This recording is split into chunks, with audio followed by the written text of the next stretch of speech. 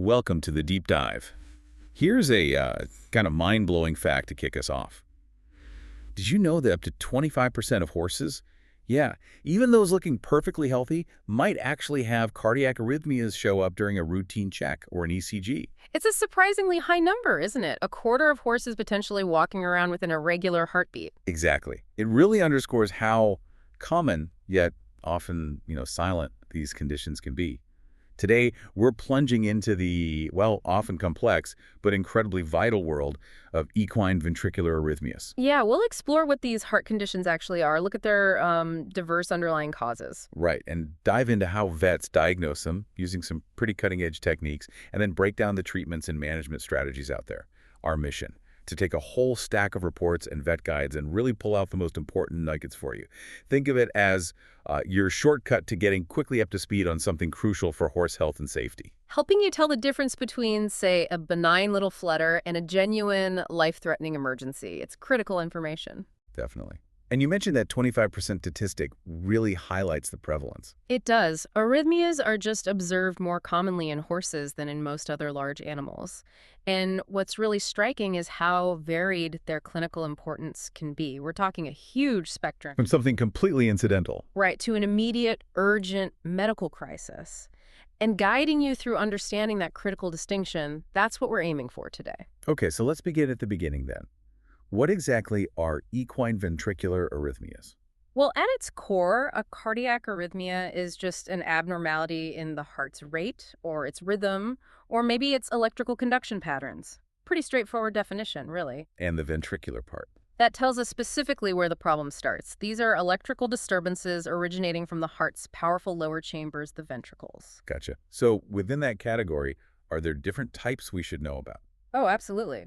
We mainly categorize them into a few common types. Probably the most frequent are ventricular premature contractions, or PVCs, sometimes called PVDs. PVCs. Okay, what are those? Imagine your heart's natural pacemaker sends its signal, right?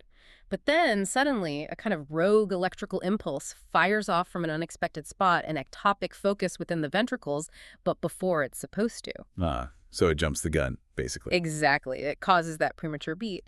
And these PVCs, they can show up as just single beats, or maybe in quick succession, like pairs or even triplets. And are they always bad news? Not necessarily. They might be completely incidental in a horse that seems fine, clinically normal, or maybe they just pop up right after intense exercise. Their real significance for us as vets, it hinges on things like frequency, how often they happen. Okay, and what else? And whether they're associated with any clinical signs like poor performance, maybe, or if they're happening alongside other types of arrhythmias. It's the whole picture. So not every premature beat is an immediate 5-alarm fire. But then you have ventricular tachycardia, VT. That sounds more serious. When does that sort of flutter turn into something more concerning? VT is when that rapid firing from the ventricles becomes sustained. Usually we say more than 4 PVCs in a row. Right. And when those lower chambers beat too quickly, they just don't have enough time to fill properly with blood between beats. Which means inefficient pumping. Exactly. It leads to inefficient pumping and, therefore, an insufficient supply of oxygenated blood getting out to the rest of the body. And what does that look like for the horse? What are the implications? Well, sustained VT can cause some pretty serious issues. Things like low blood pressure, syncope, which is basically a fainting spell, or just generalized weakness. Wow. We also look closely at their appearance on the ECG. Monomorphic VT means all those rapid beats look pretty much the same, uniform. Okay. Whereas polymorphic VT shows more than 2 different shapes or configurations. Right. And that often signals a more serious underlying problem. And then at the really scary end of the spectrum, you mentioned ventricular fibrillation, VF. That sounds like just total cardiac chaos. It really is. VF is severe, chaotic, completely uncoordinated electrical activity in the ventricles. It's an absolute critical medical emergency. Why? What happens? Because if it's left uncorrected, the heart muscle just quivers instead of pumping effectively. And that is invariably fatal. Okay. That makes this next distinction incredibly crucial then. Understanding the difference between what's benign and what's actually life-threatening, because clearly not all these ventricular arrhythmias are created equal. Exactly right. We often classify arrhythmias as complex or malignant if they show, say, repetitive or sustained ectopic rhythms, or if the ventricular rate gets excessively rapid, like over 120 beats per minute when the horse is just resting. And that complexity means higher risk. Directly associated, yes. The perceived complexity links directly to a higher risk of developing low blood pressure, that generalized weakness, collapse, and ultimately sudden cardiac death because of that chaotic ventricular fibrillation. That's the big worry. But on the flip side, you mentioned those occasional PVCs that might not be a cause for alarm. Are there genuinely benign examples so owners don't panic every single time they think they feel an irregular beat? Oh, absolutely.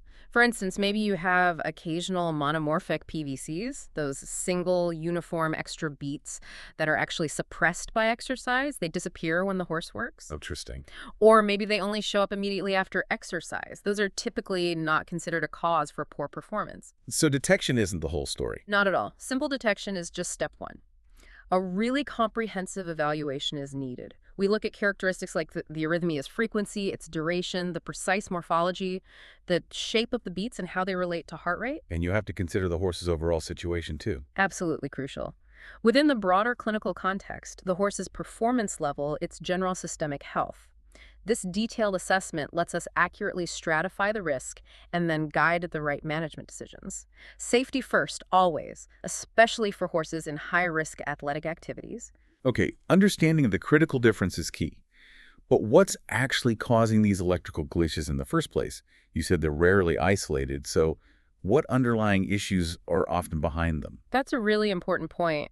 Ventricular arrhythmias are very rarely just isolated events. They're almost always a symptom, a sign of underlying heart problems or broader systemic disturbances. What kind of heart problems? Well, for example, myocarditis, that's inflammation of the heart muscle itself. It's a significant cause of both ventricular arrhythmias and something called heart block in horses. Is that treatable? Often, yes. The good news is it can frequently be managed effectively with medication. And what about structural issues, like problems with the heart valves? Can they trigger arrhythmias? Yes, definitely. Conditions affecting the heart valves can precipitate arrhythmias. A common one, especially in older horses, is severe aortic regurgitation, or AR. That's where the aortic valve leaks. Right. If it's moderate to severe, it can be linked to ventricular arrhythmias and carries a significant risk of sudden cardiac death.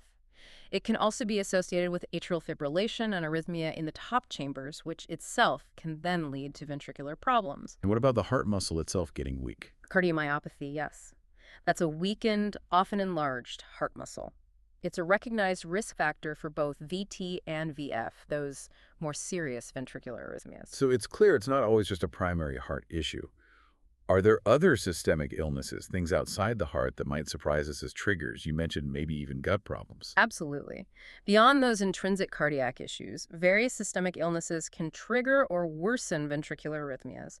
For instance, severe intestinal disorders, like colic, are frequently identified as causes of ventricular tachycardia. Really? Colic? How does that connect? Often it's due to secondary electrolyte derangements that happen because of the colic, which we can talk more about electrolytes in a moment. We also commonly see VT in horses suffering from sepsis. That's a severe body-wide bacterial infection. Wow. And even breathing problems can play a role. They certainly can. Horses with serious respiratory conditions often have low blood oxygen levels. We call it hypoxemia, and that predisposes them to ventricular tachycardia. And even just general systemic things like a high fever or toxemia can induce arrhythmias. It's all interconnected. It sounds like electrolyte imbalances and metabolic disturbances must be huge factors then, especially given how much horses sweat. You are absolutely spot on. This is critical. Horses lose a massive amount of electrolytes in their sweat, and their sweat is notably hypertonic. Meaning it's significantly saltier, it contains way more electrolytes than their blood. So this heavy electrolyte loss can directly affect the cardiac muscle cells, making them more irritable, more prone to firing off those irregular rhythms. Especially in certain situations. Definitely. Particularly during intense exercise, especially in hot, humid weather, or in endurance horses covering long distances. Low potassium levels, hypokalemia, that's a particularly well-known contributor. And dehydration fits in here too, I assume. Yes, dehydration is often a consequence of those big water and electrolyte losses. It significantly increases the heart's workload and can definitely induce arrhythmias itself. So it really hammers home the need for a holistic approach, doesn't it? It's not just focusing on the heart in isolation. It's like the heart is a canary in the coal mine sometimes. That's a great analogy. Precisely. Successful long-term management truly relies on identifying and sorting out the root cause. It reinforces why we need a really comprehensive diagnostic workup. And it also points to preventive care, right? Like managing electrolyte. Absolutely. It highlights the huge importance of things like diligent electrolyte supplementation for athletic horses, trying to mitigate the risk of these metabolically induced arrhythmias before they even get started. That makes complete sense. Okay, so once a vet suspects an arrhythmia, how do they actually pin down the problem? What are the diagnostic tools they use to figure out what's really going on? Well, accurate diagnosis is the foundation, really, and it usually involves a multimodal strategy integrating different techniques. The absolute gold standard is electrocardiography, or ECG. Right, the heart trace. Exactly. It's essential for confirming that an arrhythmia is present and, crucially, identifying the precise type of arrhythmia. And it's not just a quick snapshot, is it? Are there different ways of doing an ECG? That's a great point. While a basic resting ECG with maybe 1 or 3 leads gives you fundamental information, we often use more refined setups like modified precordial lead systems, which give us much better reliability. And what are you actually looking for on that trace? We're meticulously analyzing lots of parameters, things like the P wave, its duration, its amplitude, the PR interval, the QRS duration and amplitude, the QT interval, the shape of the T wave. Wow, lots of components. Yeah, think of them like the individual notes and the timing in the heart's electrical symphony. Each bit tells us about a specific phase of contraction or relaxation. If a P wave, for example, which shows the atria contracting, looks abnormal, it hints the signal isn't starting right or traveling correctly. Okay. But what if the arrhythmia isn't happening right when you do the resting ECG? That's where ambulatory or Holter monitoring comes in. This involves a continuous ECG recording, often for 24 hours, using a wearable device the horse wears. Oh, like a portable ECG. Exactly. It's the most effective way to determine the horse's true resting heart rate and, more importantly, the frequency of any arrhythmias during their normal daily routine, including exercise, even while they're just out in the paddock. Sometimes we can even monitor them remotely. And what about specifically during exercise? That seems like a critical time, but also challenging to record. Absolutely. Exercise ECG is highly recommended for evaluating things like PVCs during and right after work. It is more challenging because of motion artifacts movement interfering with the signal. I can imagine. But modern systems have gotten much better with sophisticated artifact filtering. We can even assess things like heart rate variability or HRV using 4, 6, or even 12 lead ECGs during exercise now. Any specific findings that are predictive? There's actually some good research showing that a specific cutoff, like a 6% maximum shortening of the RR interval during the recovery phase after exercise, can predict the presence of an arrhythmia with pretty high accuracy, both sensitivity and specificity. That's really specific. And you mentioned smart textiles. Yeah, these are exciting. New wearable devices integrated right into blankets or girths. They detect RR intervals and HRV metrics without needing a full ECG recording. They're non-invasive, easy to use, lower cost, more comfortable for the horse. Sounds like a game changer for monitoring. It really is making sophisticated cardiac monitoring much more accessible, potentially even for owners to use routinely.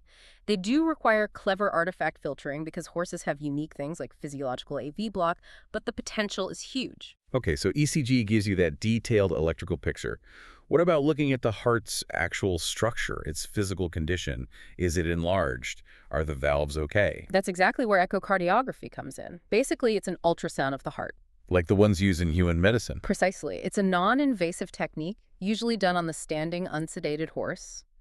Its main job is to rule out any underlying heart disease, assess how well the heart muscle is contracting its function, and just evaluate its overall structure. And it's pretty standard if an arrhythmia is found. Highly recommended, yes. It helps us identify the probable cause of the arrhythmia and assess the severity of any associated heart disease. It can show us structural problems like leaky valves or damage to the heart muscle, or even just normal athletic adaptations in a fit horse's art. Okay, so you've got the diagnosis, you know the type of arrhythmia, hopefully you found the root cause.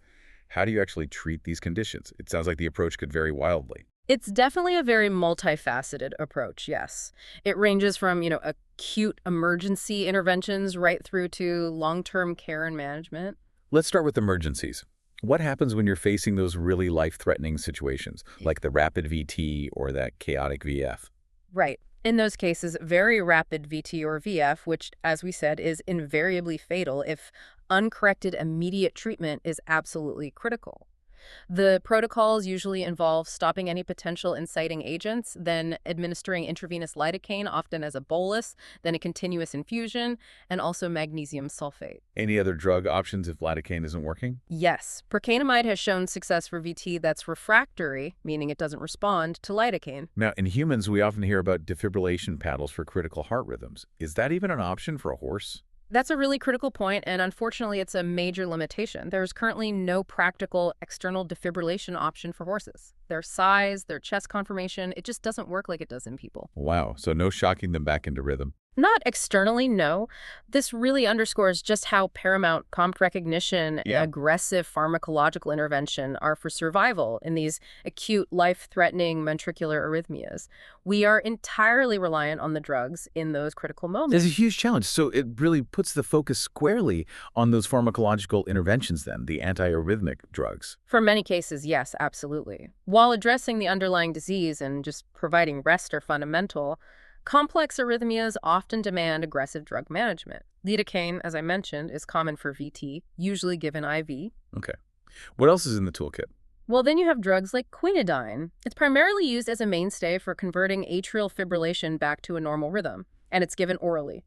It can have high success rates, actually up to maybe 88%. That sounds good, but I sense a but coming. Yes, a big but. It carries significant potential risks. Really significant. We're talking possibilities like a dangerously rapid ventricular response, inducing complex ventricular ectopi itself, a dangerous lengthening of the QT interval on the ECG trace, Okay, that sounds bad.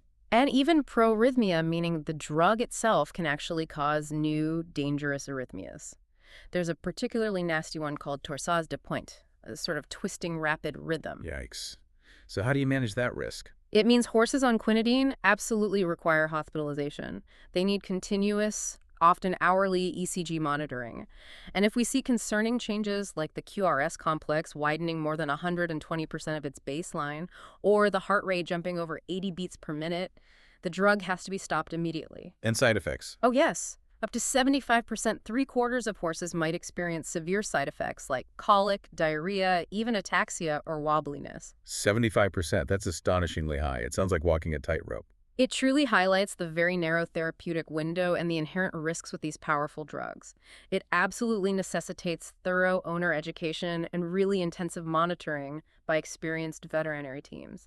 It's not a drug to be used lightly. Definitely not. Are there other drug options beyond lidocaine and quinidine? Yes, we have others in the pharmacological toolbox. Procainamide, as mentioned, for lidocaine refractory VT. Amiodarone is another one, sometimes used for drug refractory VT. It can convert VT back to sinus rhythm. Any issues with amiodarone? Its absorption, when given orally, can be quite low and variable in horses, and how their bodies process it is complex. So again, it needs careful monitoring to make sure it's safe and effective. Any others for longer-term use? Sotalol might be used for chronic treatment, perhaps to help maintain a normal sinus rhythm after a cardioversion. It's given orally and is generally pretty well tolerated. And magnesium sulfate is part of those acute VT protocols too. So a range of drugs, but all needing careful handling. Absolutely. The expertise required is significant due to those narrow therapeutic windows and risks. Rigorous patient monitoring is key. Now, what if the main issue, or a concurrent issue, is atrial fibrillation? You mentioned quinidine, but is there an electrical solution for that in horses, like cardioversion in humans? Yes, absolutely. Transvenous electrical cardioversion, or TVSE, is a significant alternative to quinidine for converting AF back to a normal sinus rhythm. How does that work? It involves placing electrode catheters within the heart transvenously and delivering precisely timed electrical shocks that are synchronized with the horse's ECG. Is it effective? Risky. It has comparable, maybe even superior short-term success rates compared to quinidine. It does carry risks associated with general anesthesia, which is required, and very rarely it could potentially trigger a fatal ventricular arrhythmia, but it's generally considered safe in experienced hands. When would you strongly recommend TVSC? It's strongly recommended for athletic horses with persistent AF, especially if their exercising heart rate consistently rockets over 220 beats per minute. Or if we detect those concerning ventricular arrhythmias during exercise while they're in AF. And does fixing the AF help the ventricular issues? Often, yes. That's a huge bonus. We frequently see that ventricular arrhythmias will actually resolve once the horse is successfully converted back to a normal sinus rhythm. Okay, and then the really advanced stuff, the sort of future that's actually here now. Radio frequency ablation, RFA. This sounds like something straight out of human cardiology for those really stubborn, difficult cases. It absolutely is, and it represents a major paradigm shift in equine cardiology. It's very exciting. How does it work? Well, first, you need that advanced catheter-based mapping we talked about, creating that detailed 3D electrical map of the heart to pinpoint the exact mechanism and anatomical location of the arrhythmia's origin. Right. Find the trouble spot. Exactly. Then, RFA uses specialized catheters to deliver localized radio frequency energy, basically, heat to that precise spot of abnormal tissue. This creates tiny areas of scar tissue. And the scar tissue. It effectively blocks those aberrant electrical pathways that are causing the arrhythmia. It interrupts the faulty circuit. So are we talking about potentially curing these complex heart conditions in horses now? Yeah. Actually fixing the problem, not just managing it? That's the incredible potential, yes. This isn't just advanced medicine, it's a truly monumental leap forward. We're moving beyond just managing symptoms with drugs, which is often lifelong, to potentially curative interventions for certain complex arrhythmias. It directly mirrors the advancements in human cardiac electrophysiology. That's amazing. What does that mean for horses? It opens doors that were previously completely shut.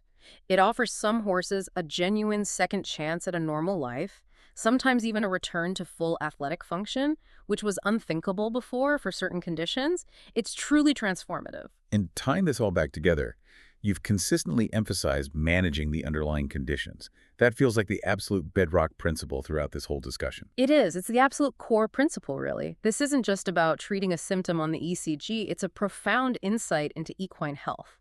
Often the heart is simply reflecting a deeper systemic imbalance. So fixing the heart might mean fixing something else entirely. Precisely.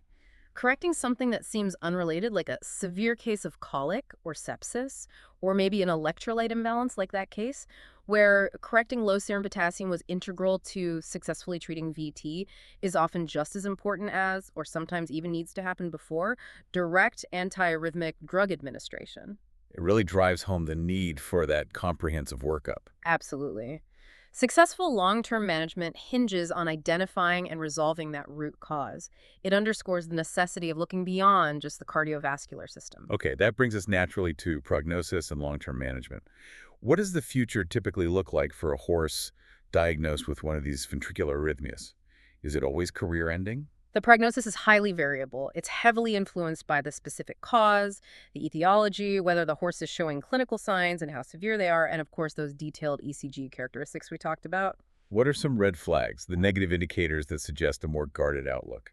Well, definitely those complex or malignant arrhythmias, the ones that are repetitive or sustained or have very rapid rates, say over 120 beats per minute just at rest. Okay.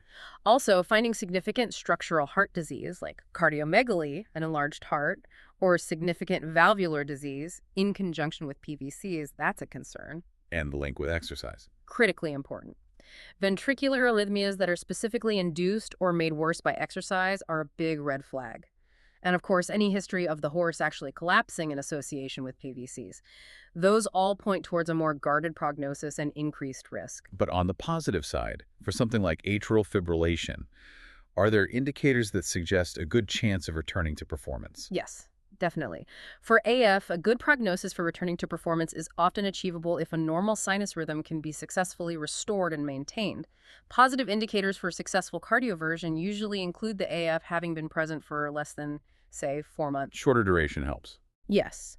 Also, the absence of significant underlying structural heart disease is a big plus, and having a resting heart rate below 60 beats per minute before trying to convert them. Now, exercise recommendations and restrictions, that's got to be a huge, often difficult conversation with owners, especially performance horse owners. It's an enormous concern, and you're right, it can be a very difficult conversation, but safety has to be paramount for both the horse and the rider. So what are the hard lines? Well, horses with moderate to severe aortic regurgitation and/or those exercise-induced PVCs we just mentioned, they should simply not be ridden by children or used in high-risk sports like eventing or racing. The potential for sudden cardiac death is just too significant. Okay, that's clear. What about persistent AF if cardioversion isn't an option or doesn't work? Right. If the horse stays in AF and their average maximal exercising heart rate consistently goes over 220 beats per minute, or if we see ventricular ectopi during exercise, especially those dangerous patterns like short RR intervals or the R on T Let's phenomenon, RNT again. that's when a premature ventricular beat falls right on the T wave of the preceding beat on the ECG. It's a period when the ventricle is electrically vulnerable, so that pattern is highly associated with triggering more dangerous arrhythmias like VT or VF. Got it. So if you see that, or the super high heart rates. Then there is a strong indication of sudden cardiac death risk. These horses should generally be retired from strenuous athletic activities, or maybe ridden only by informed adult riders with strictly limited exercise intensity.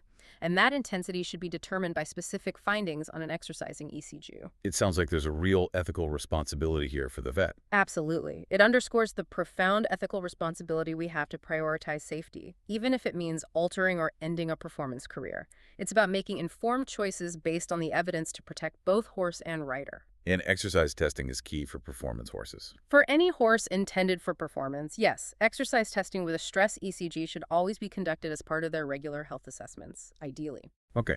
And what about ongoing monitoring once the horse has been diagnosed and may be treated? Is it one and done thing or more involved? Oh, it's definitely an ongoing process. It's not set and forget. Following any treatment, repeated or continuous ECG monitoring is highly recommended to document whether things are improving, staying the same, or, unfortunately, progressing. How often? For horses with conditions like moderate to severe aortic regurgitation, re-examination should probably happen twice a year initially, including both an echo and an exercise ECG, and then at least annually after that, assuming they're stable. And can owners play a role in monitoring? Absolutely. Owners and handlers should be empowered and educated to participate in daily monitoring. Regularly checking the horse's resting heart rate and rhythm, listening for any subtle changes like the resting rate creeping up, or feeling that irregular rhythm of AF. Those changes warrant veterinary attention promptly. And what about monitoring horses on medication? That requires extra diligence. Horses on drug therapy, especially something like quinidine with its high-risk profile, need continuous observation, close behavioral and physical monitoring, and those frequent, sometimes hourly ECGs during initiation or dose changes are vital because of the potential for severe side effects. It really emphasizes the continuous partnership needed between the owner and the veterinary team. It's clear that equine cardiology is really evolving rapidly.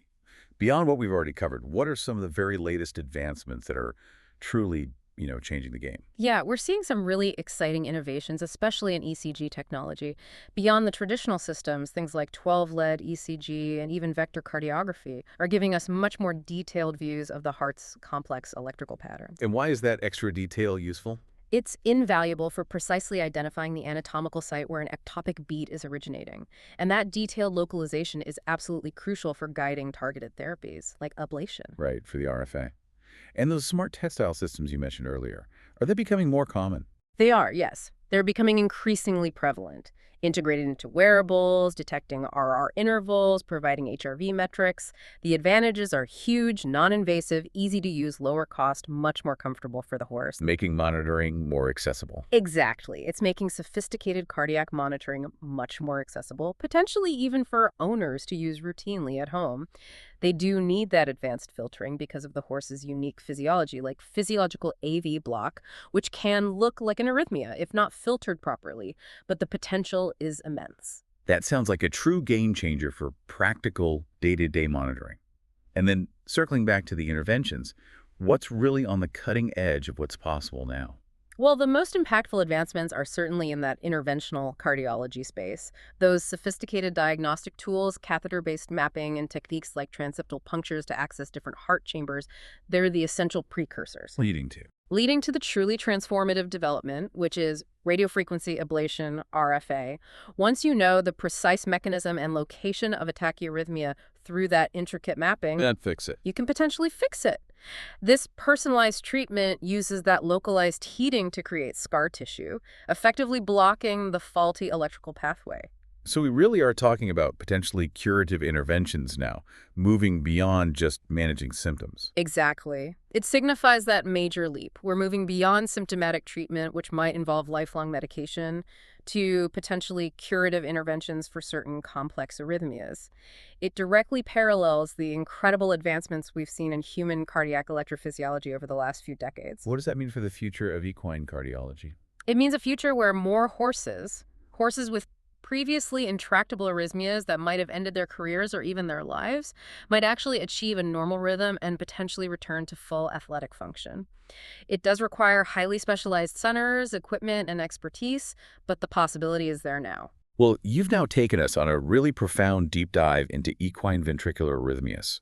We've covered their complexity, the huge range of causes, both cardiac and systemic harm, the power of advanced diagnostics, and this evolving landscape of treatments, from those critical emergency protocols right up to potentially curative interventions like RFA.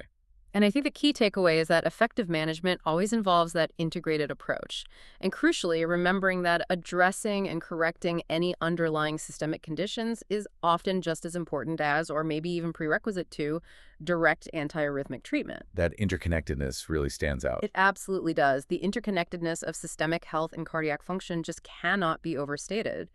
These cardiac arrhythmias frequently serve as really important indicators of broader physiological disturbances. The heart truly can be a window into the horse's overall well-being. So as we look at these incredible advancements, equine cardiology, really pushing the boundaries of what's possible, mirroring human medicine, what do you think is the next frontier? Beyond just treating arrhythmias once they happen, how might future innovations, maybe in non-invasive monitoring, perhaps even genetic screening, or proactive nutritional strategies, how might those fundamentally change how we prevent these conditions altogether, ensuring even greater safety and well-being for our horses long before a problem even starts?